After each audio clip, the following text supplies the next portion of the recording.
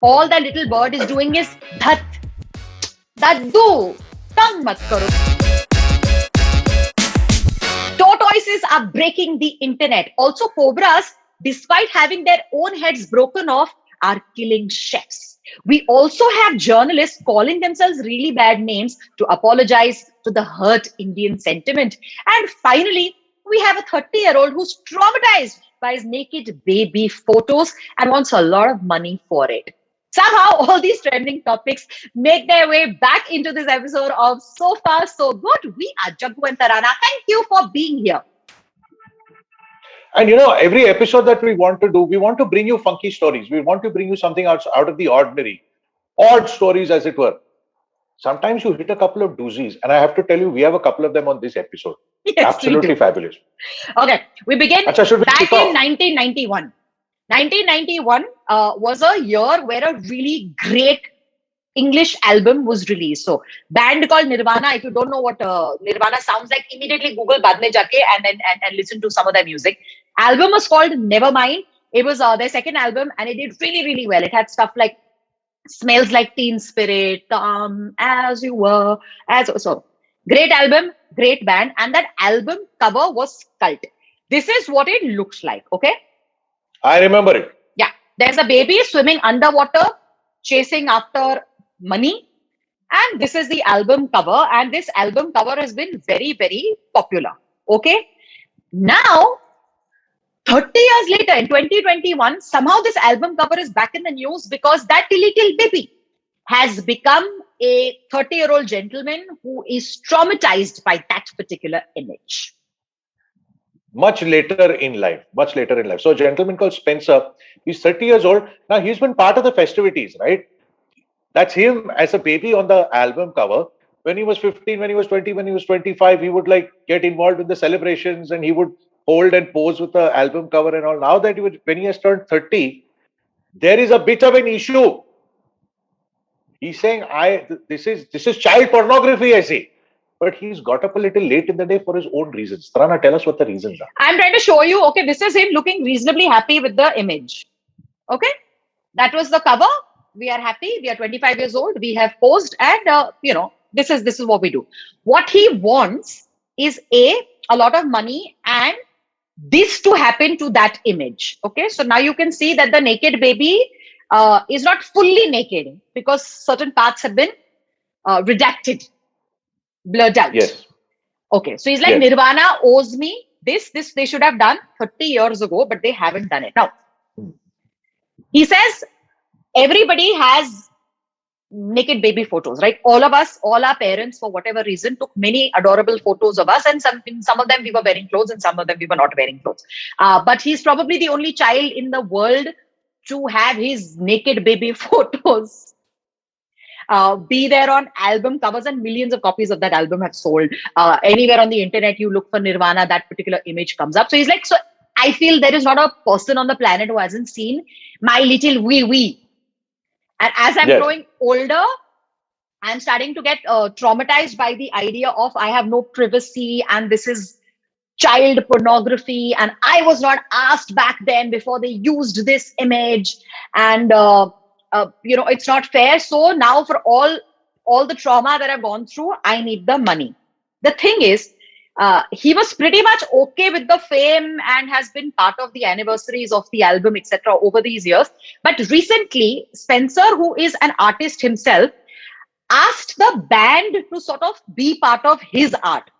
Now, whether he wanted them to pose for him or whatever he wanted them to be a part of his art.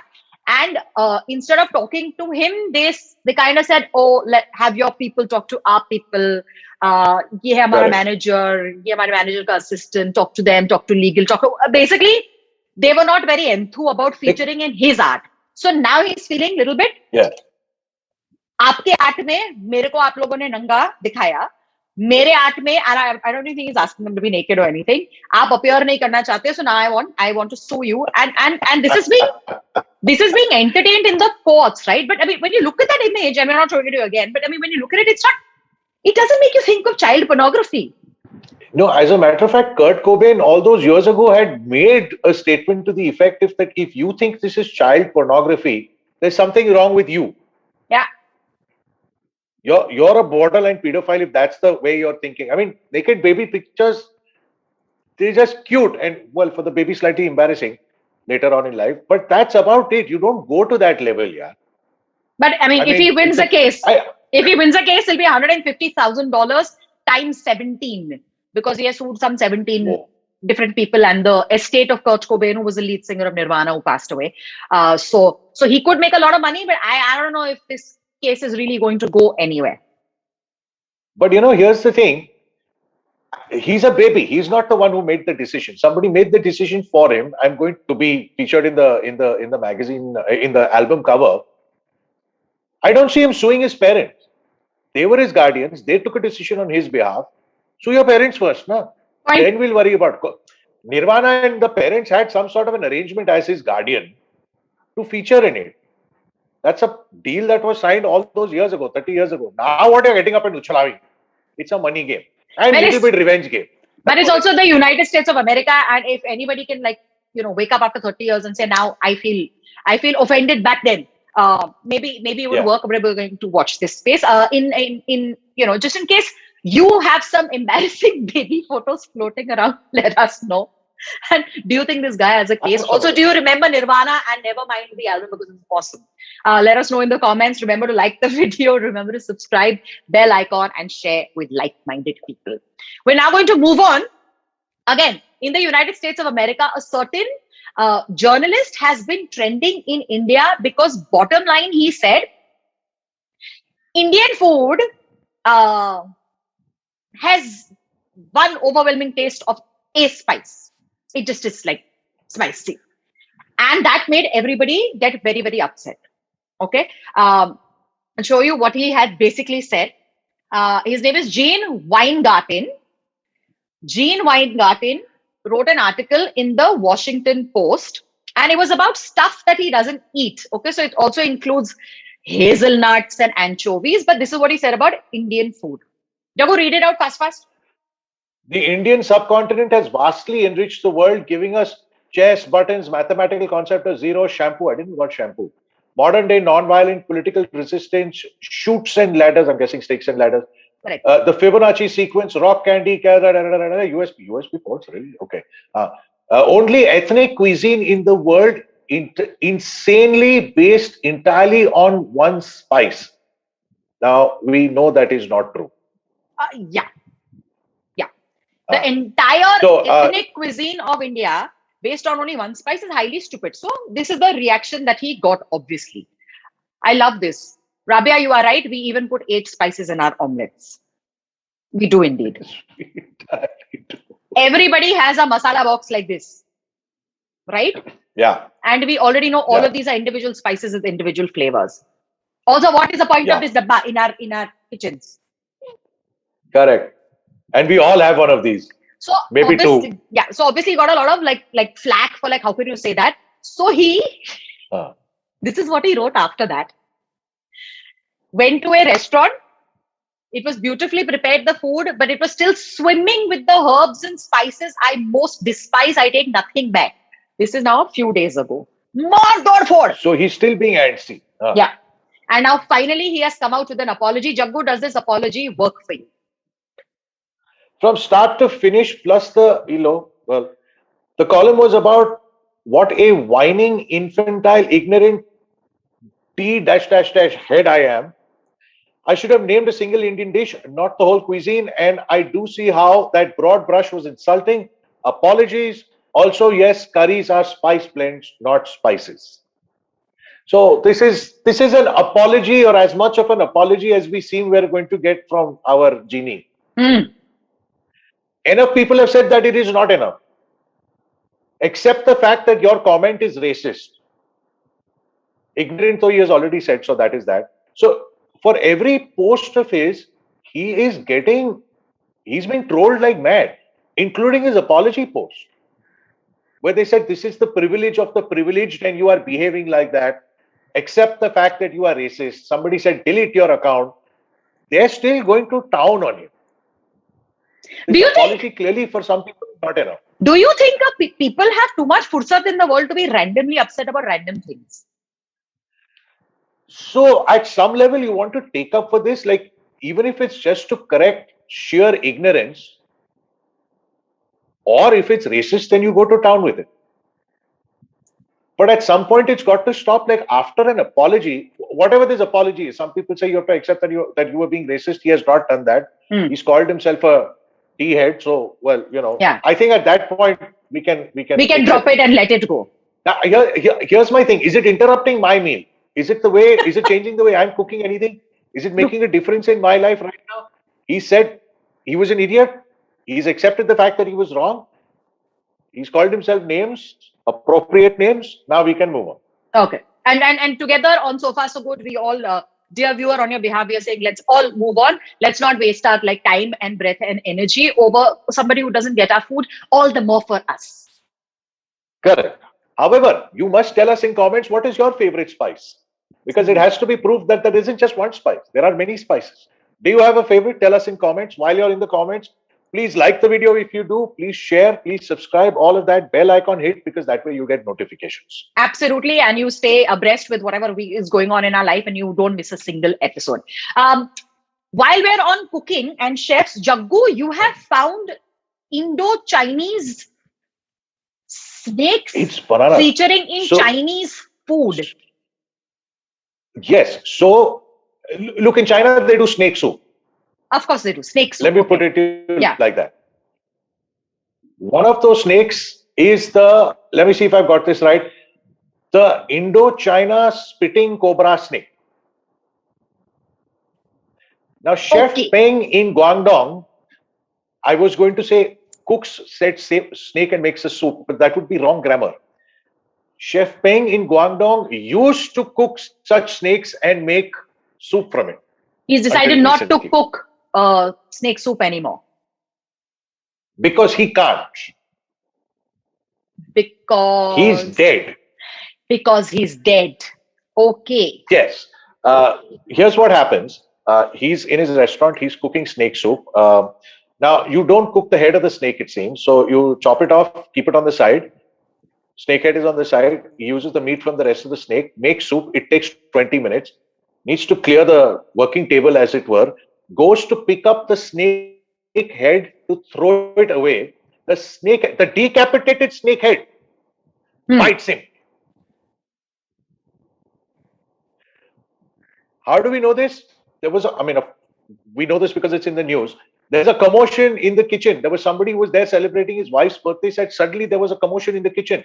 Suddenly people started screaming. Suddenly somebody was asking for a doctor, but none of that was available. So this head, this cobra head, which was still, I don't know, alive or able to respond instinctively, sort of bit the chef, and he was venomous enough to die. Yes, so it's a venomous snake. Let's be very clear about that. It is a deeply venomous snake. You just have to deal with it appropriately. Chef Peng did not deal with it appropriately. Cutting off the head where the venom is. So I'm guessing there was no venom in the soup because the rest of the body probably didn't have it. But all the venom was there in the mouth. No, of course not. But here's the thing. This is not novel to us, right? We've heard of this before, about how there are reptiles, there are animals that can survive / move after being cut in half. That Chipkali tail, we've seen it. We've seen the lizard tail. We've seen whenever the tail is dropped and you're like, it still like moves and all that. So we've seen it. But Correct. So it's pretty much the case with the cobra. Except as a chef, he should have known that, because the decapitated cobra head bit him. It was venomous. He died. He could not get medical help soon enough. The cops have come and they said, okay, we're going to treat this as an accident. In the meantime, diners in his restaurant have had the most traumatic meal of their lives. Obviously. So the cops have said we're treating it as an accident, not revenge. Why would they treat it as revenge? Why is the snake taking revenge? We've all had situations where we've had a fight with someone and they've said, I will never forgive you even when I'm dead and gone. Bhoot banke, I will come back and haunt you. I'm just wondering if this cobra is, I don't know, one of those creatures that was like, this chef has decapitated me. I will enter my own body, ka head, and whenever I get an opportunity, I will do it. It could be one of those like vengeful sort of animals. But yeah, somebody who's studied biology and knows more about animals than us must indeed tell us if there are such things as vengeful animals in nature. Maybe Chef Peng in his previous life had done something to the snake in the snake's previous life, and the snake has come back in this life as a snake to take revenge on Chef Peng. Previous Saptah. Okay. If you believe in mythology, Okay. maybe let us know. Remember to like the video if you watched it so far. Please talk to us in the comments, and remember to subscribe, turn that bell icon on so that you don't miss a single episode, and share with like-minded people. We're going to end with another weird animal story. There is a tortoise that has broken the internet. The Kim Kardashian of all tortoises has been found, and it is not a pleasant story. It is as unpleasant as maybe Kim Kardashian's bum in that particular internet story. Jaggu, however interesting, would you like to tell us about what this particular tortoise has done to scar the world? Yes, absolutely. So I'm going to take you to the Seychelles. Seychelles, there is an island called the Frigate Island. Now, that is a private island, and they're doing a lot of eco-studying, a lot of eco-preservation over there. It's been fairly successful. So there's a team from the University of Cambridge that went there to conduct a study from the Museum of Zoology. They have seen, for the first time ever recorded, there are giant tortoise over there. Okay, and they've been breeding successfully. Tortoise eating a bird. Tortoise is meant to be vegetarian. Where did this carnivorous tortoise come from? Also, let's be clear. To be a hunter, the base requirement is that you have to move fast. Tortoises don't move fast. No, they don't. So that's because of this whole. There is a 7-minute video which we're not going to show you, which has basically gone viral because people have seen it and they're really, really traumatized. Because bottom line, tortoises are supposed to be vegetarian. This particular tortoise not only chased a tiny baby bird, but then proceeded to kill the bird and eat it, and which is why everyone's like completely psyched. The scientist's explanation is on this particular island, these little birds have been introduced a while ago. They've been living peacefully. The baby birds are being fed by the adult birds. That fish has been falling on the ground. The tortoise might have got a taste of the fish. Baby birds have also been falling. They are little stupid. They can't fly. They can't do anything, which is why maybe some attacks happened. And now the tortoise there have clearly gotten a taste of the meat. And now they're eating. Yeah. But that hunting video, Jaggu, is the daftest thing ever because it takes so long. All that little bird is doing is daddu. Mat karo, because the daddu is coming very slowly and trying to bite, and this one is just doing. Now that was an avoidable death. 7-minute video. It was an avoidable. No. It might not have been. It could be possible. I need to double check this. That baby terns might not be able to fly at a particular age. All they can do is snap and hop along or whatever. So hop away faster. Well, yes. And I believe that video is 7 minutes long, not because there's so much action happening in 7 minutes. There's actually not very much happening at all. It's just that the tortoise is on a log moving towards the baby bird in slow motion, which is what tortoise do. So we will just cut to the chase and show you images. We are not going to show you that video. These are now you can see big size tortoise. This is the bird here. Okay. Tiny little bird. Yes. And it took 7 minutes for this distance to be covered. And then it went for it. And then it gets a little gorier because there is the whole eating bit. There is also the decapitated bird bit and the head rolling bit and then the body being eaten bit. But that is not what we are going to show you. But I can understand why this tortoise has broken the internet, Jaggu, because this is like so against nature, right? It makes you. It's like if an elephant decides to eat chicken, we will be traumatized. We will. Elephants are supposed to eat bananas. And here's the thing. The researchers were traumatized. So there was the University of Cambridge Museum of Zoology team over there that and they're the ones who published this video. A lady called Anna Zora, who's a conservationist, she was part of the study. She was a co-author. She's actually on the island. She said, I'm looking at the tortoise. The tortoise is moving in a strange way. I'm observing it. When I realize what the tortoise is going to do, I then started shooting the film, and that's the 7-minute film that everybody's been watching. So here's the thing: inside every vegetarian tortoise, there is a non-vegetarian waiting to come out. It's just the question of being able to get to the prey fast enough. I don't think it's mind-blowing. It's not a tortoise thing, Jaggu. I think there is a deeper lesson in all of this. Inside every vegetarian across species, there could potentially be a non-vegetarian lurking, and all that keeps you, from turning non-veg is one tasty meal. Oh, lafda. Think about it. Let us know whether you agree, whether you concur, whether you disagree, whether you as a vegetarian have ever been tempted by non-veg food, or are you one of those who's capable of saying no? Let us know in the comments. We want to know. Chat with us. We always do reply. Remember to subscribe, turn that bell icon on, and share with like-minded people. Thank you for watching. This is So Far So Good. We will be back with another episode very, very soon. Jaggu, Tarana. Okay, bye. Bye-bye, butterfly.